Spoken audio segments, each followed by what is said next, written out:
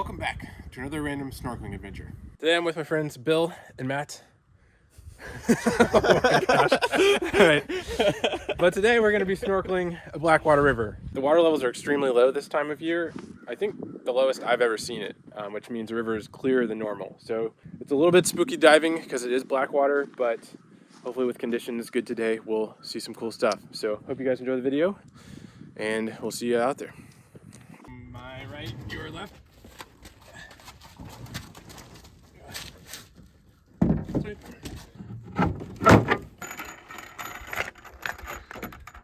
You have the other wing nut? Yep. Go. Oh no. Joseph, what happened? You know how I said we were going to do the trolling motor setup today? So it gets paddles. That's good. Time to suit up. It is in the 40s today, but it's been cold and the river is pretty chilly, so pull out 7 mil today. And I did remember to bring warm water.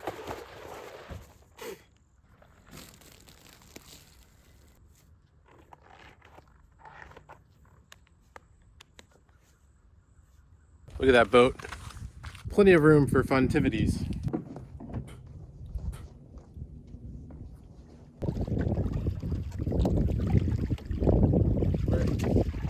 We're floating. All right, day has begun. First alligator. He looks pretty chilly. Here he goes. About 4 to 5 feet. Yes. I see him backing up there. Hey, buddy. Excuse us. Hope we don't see you again. I'd like to see him underwater. Yeah, yeah. Don't listen to Bill. That's a whole school of mullet just going by. This is the line. It's so clear. Yes, that is the line. So this is like quicksand. Yeah, that's pretty stinky. So this is the saddest part of the day where I have to take off my Joseph Ricketts photo t-shirt, limited edition. It is a prototype, but I did make it. Sweet. Alrighty, time to find out how it lives in this Blackwater river.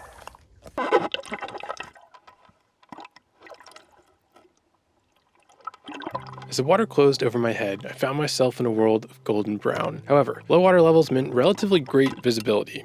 The last time I tried this, the water was almost pitch black. You could only see about 6 feet in front of your face, so this was a massive improvement. And then, a 1 in a million moment happened. Literally, on my first dive down, right smack in front of where we parked our canoe, I stumbled across an alligator snapping turtle. He was partially buried in some downed branches and incredibly well camouflaged. I could have just as easily swam right past him. His big ol' head was poking up comically from the riverbed, and he may as well have been a stone statue. You can see the well-defined ridges running down the back of its shell. That's a good defining characteristic of alligator snapping turtles versus common snapping turtles, who tend to have a smoother carapace or shell. Not far away, there was a pile of freshwater mussels of different sizes. Alligator snapping turtles eat lots of different things, from fish and decaying carcasses to large bivalves just like this.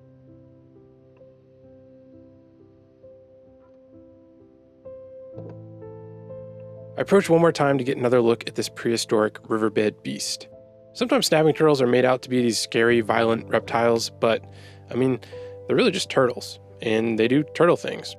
Just keep your hands out of their crushing jaws, and there won't be a problem.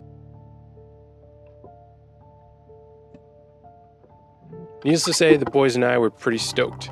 I snorkel a lot, and it's a shot in the dark getting to see one of these ancient creatures, so I'm always super grateful when it happens.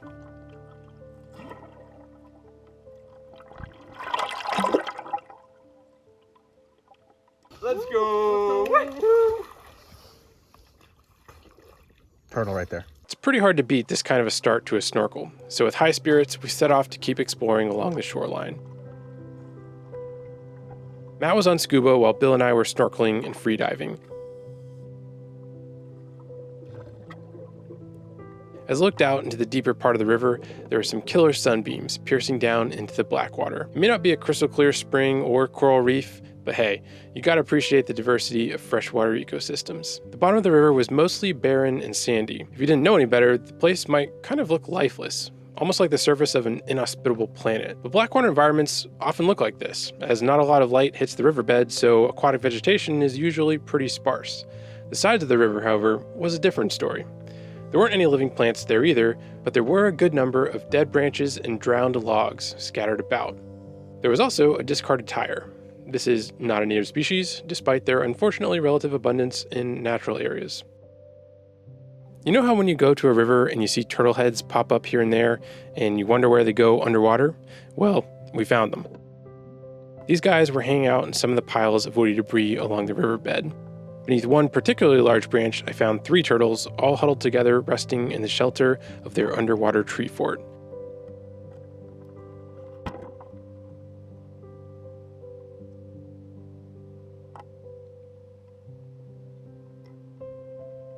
All of these guys are yellow belly sliders.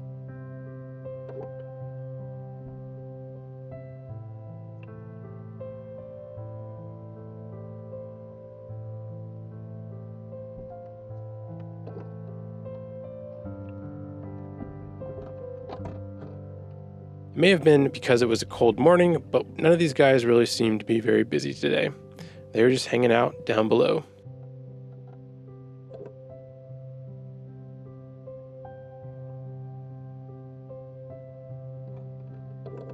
I left the turtles to their turtle business and continued exploring the riverbed. And then, by some absolutely wild luck, it happened again. It was a second alligator snapping turtle, except this one was out in the open. Now, it's important to note that this individual was already moving about when we stumbled across him. Alligator snapping turtles are federally protected, and it's illegal to touch or harass them, which of course we had no interest in doing. It's crazy rare to see these animals, let alone to see them roaming about in the daytime. He was busy, and we didn't want to bother him, so after a quick drive-by in front of the camera, we let him hustle on his way.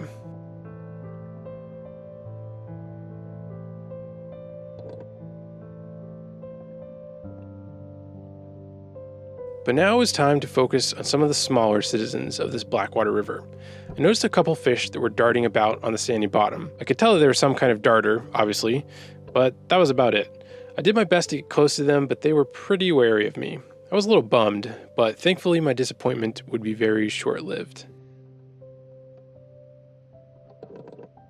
I then came across the snag of all snags, at least so far from what I'd seen while snorkeling today. There was a large tree that had fallen into the river, and its branches created a small maze of interwoven cover underwater. I grabbed a breath and carefully dove down, winding my way between the limbs.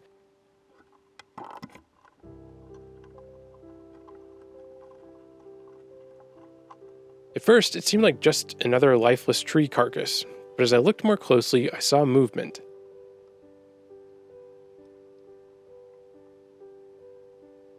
And then, a few feet away in another nook of the fallen tree, I saw a group of 3 darters swimming about in the shadow of a large branch.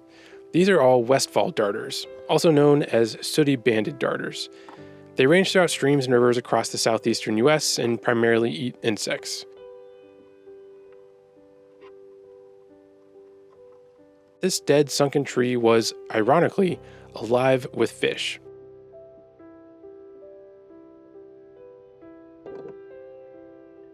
One of the limbs stretched out towards the middle of the river, and I decided to follow along it. As I did so, I saw 2 of the darters swimming along the branch. They were mostly moving along the backside of the branch, as there was a strong current and the downriver side of the extended limb provided some shelter. I myself was having to swim extra hard during this entire snorkel just to make sure I stayed in one place and didn't get carried away downriver. Despite the quote-unquote windy underwater conditions, the darters were quite adept at navigating this bizarre aquatic canopy.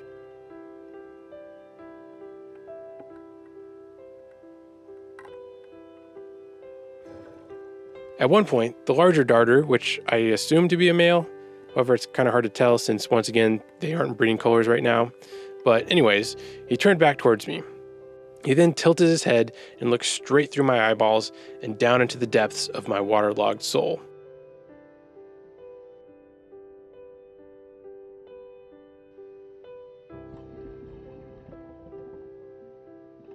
To loosely quote Quentin Reiser, in that moment, I felt I'd run through a brick wall for that fish. I followed the pair of Westfall darters out to the end of the limb and watched them dance in the current on the tiny stage of the flat part of the branch.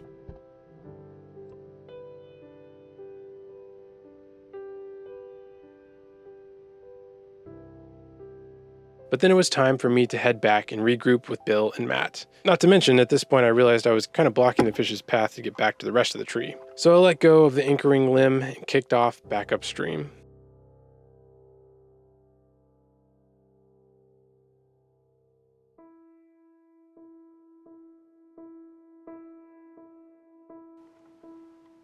I checked on the OG alligator snapper one last time. He hadn't moved far at all from where we first found him, his long tail now hanging out behind as he tucked up under another log in the river. Large murky rivers can feel pretty mysterious, and when you can't see below the surface, it's hard to recognize just how much life they contain. Although this Blackwater river was relatively clear today along the edges, you wouldn't know that looking down into the dark tannic flow at its center. We're definitely overdue for some rain here, but low water levels did afford us a rare window into this tea-stained world. It's also easy to brush aside fallen trees and dead branches as merely annoying river obstacles. But as we saw, these underwater structures are critical shelter for wildlife, both big and small. But regardless of whether you can see beneath the river's surface or not, it's pretty safe to assume there's always important stuff happening in that world down below. Post-dive debrief, what do you think? It's absolutely unreal. That was way better than any of us thought it was going to be. That was Some of the best Blackwater diving I've ever had in my life. it's pretty good. How cold are you, Bill? Pretty cold. I feel warmer now. Got my Uper shoot on.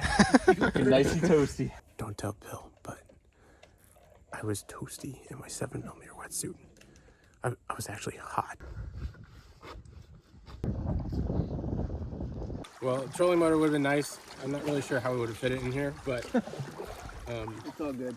we're making good progress with paddles. Not too bad.